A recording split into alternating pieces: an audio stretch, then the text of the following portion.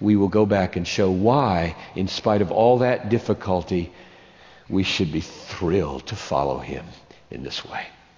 So first, the cost. There are 6 costs, and then there are 10 blessings. And we will just walk through them. That sounds like it's going to be long. It won't be long. Cost number 1. The cost of being arrested by authorities in verses 16 to 18. Behold, I'm sending you out as sheep in the midst of wolves.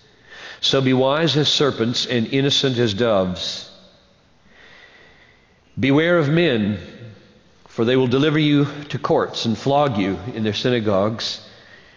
And you will be dragged before governors and kings for my sake, to bear witness before them and the Gentiles. The cost of being arrested. Sheep in the midst of wolves. You know, if I were preaching another sermon here, one of its subpoints that would take about 5 minutes would be to point out that to be as wise as a serpent would mean you just, as a sheep, don't walk into the midst of wolves. That's stupid. That's not wise. So if you're going to be as wise as a serpent just wouldn't do that. And then in that little mini sermon, we would wrestle with, so Jesus is telling us we are sheep in the midst of wolves, and now while we're sheep, we're also snakes, smart, and we're doves. So we've got 4 animals here. Sheep, wolves, snakes, doves. And that'd be a great sermon, wouldn't it? But close that parenthesis. You got to figure that one out for yourself. I've got, I think, more important things. Maybe tomorrow night I'll tackle that in the missions in the main hall. Is it how can you be as stupid as a sheep and as smart as a snake? Number 2. Cost number 2, verse 21. Brother will deliver brother over to death, and the father his child, and children will rise against parents and have them put to death. That's just unbelievable.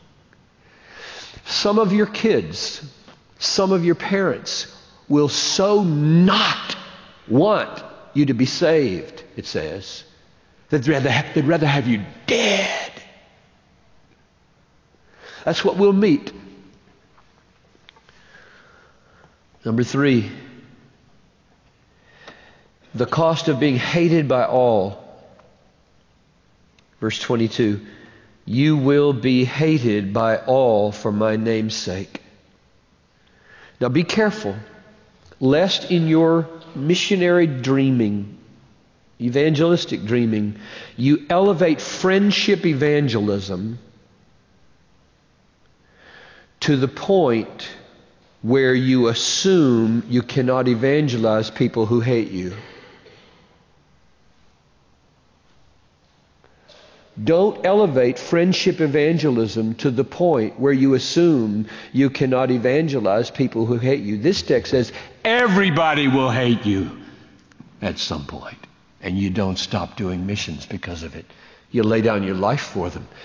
We're not called to win. We're called to be faithful. We're called to testify. If our hands are being nailed to a stick and flames are around our bodies, we're being hated, but we haven't stopped evangelizing. We haven't stopped doing missions. So beware of idealizing evangelism into the only way to do it is to have friends. Number 4. The cost of being persecuted and driven out of town. Verse 23. When they persecute you in one town, flee to the next. Keep on doing your evangelism. Number 5. Cost number 5.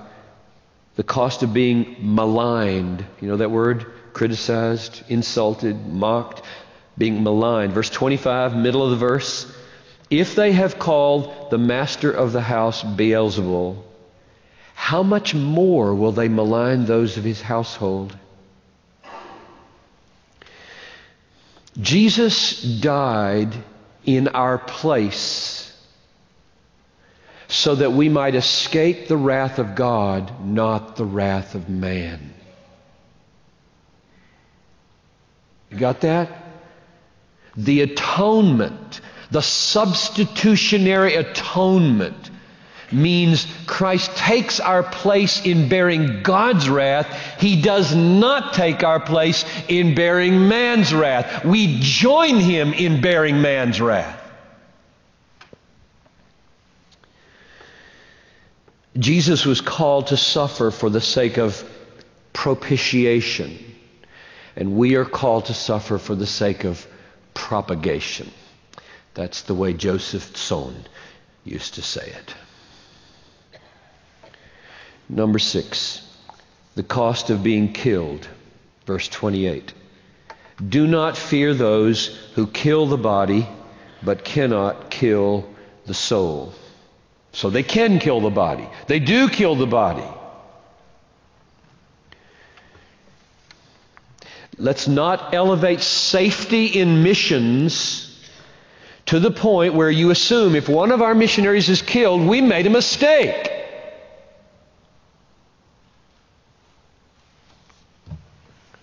It's going to happen. It has happened. And the word comes. Are we going to say, oh, we sent him to the wrong place? Wrong time? As though Jesus' words are pointless?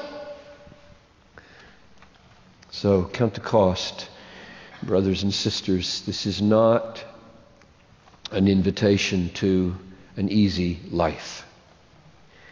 For 2,000 years, thousands and thousands of missionaries, the unnamed, no biographies written about them to give them some glorious place in our hagiography, just unnamed people of whom the world is not worthy, have counted this cost and put their lives at risk and reached the lost with the only message of salvation. And the reason they did it is because of the blessings that sustain them along the way. They can't do it in their own strength. They can't do it by themselves. We go our own great weakness feeling, and from our hearts a song of triumph pealing, because our triumph is in another. So we turn now to the blessings in this text. I love the way Jesus is sober and realistic and honest. He pulls no punches. He doesn't try to attract anybody to an easy way. He doesn't believe in the prosperity gospel. He's calling people to come and die and suffer and be rejected and be hated. And then he tells them 10 amazing things that they're going to experience.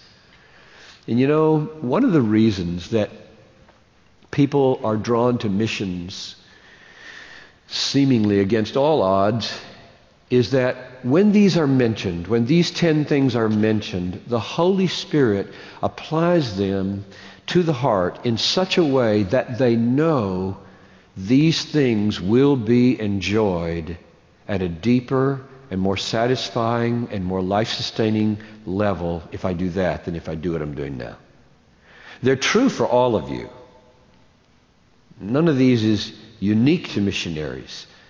But there is something about having Jesus say it to us precisely in relationship to this calling that makes us feel like there may be something of Him to be known there.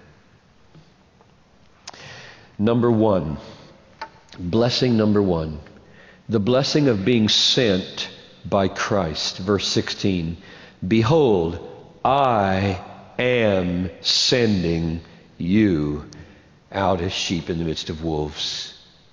I am sending you out. It is a deeply, deeply satisfying thing to have a call rise to the level in your life where you sense it as a personal commission from the living Christ. Do this. Do it on my behalf. Do it as my representative, and I will be with you personally. This is my sending. That is a glorious thing. Number 2, the blessing of being given words by the Spirit of God. Verse 19 and 20. The blessing of being given word.